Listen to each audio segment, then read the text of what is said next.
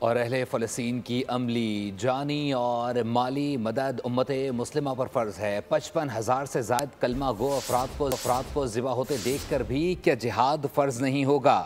امت مسلمہ اسرائیل کے خلاف قراردادوں کے بجائے جہاد کا اعلان کرے۔ معروف عالم دین اور صدر وفاق المدارس العربیہ مفتی تقی عثمانی کا اسلام آباد میں قومی فلسطین کانفرنس سے خطاب۔ تمام مسلم حکومتوں پر جہاد فرض ہو چکا، مفتی اعظم پاکستان مفتی منیب الرحمان نے فتویٰ جاری کر دیا کہ اہل فلسطین کی مدد جسمانی، مالی، جانی، ہر طرح کی مدد جس کی استطاعت میں ہو وہ اس کا فریضہ ہے۔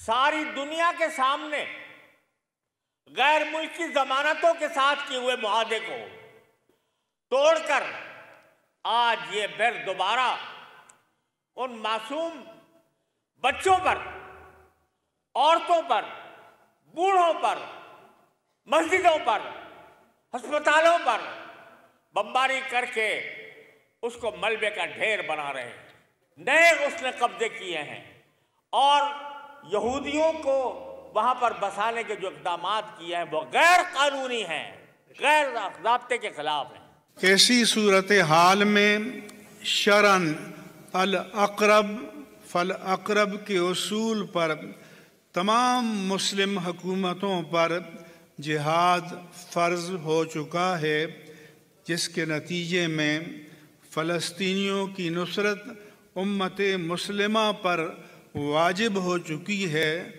قرآنی آیات، احادیث مبارکہ اور مسلمہ فقہی اصول اس پر شاہد عدل ہیں۔ سبسکرائب کریں اور بیل دبائیں تاکہ کوئی خبر رہ نہ جائے۔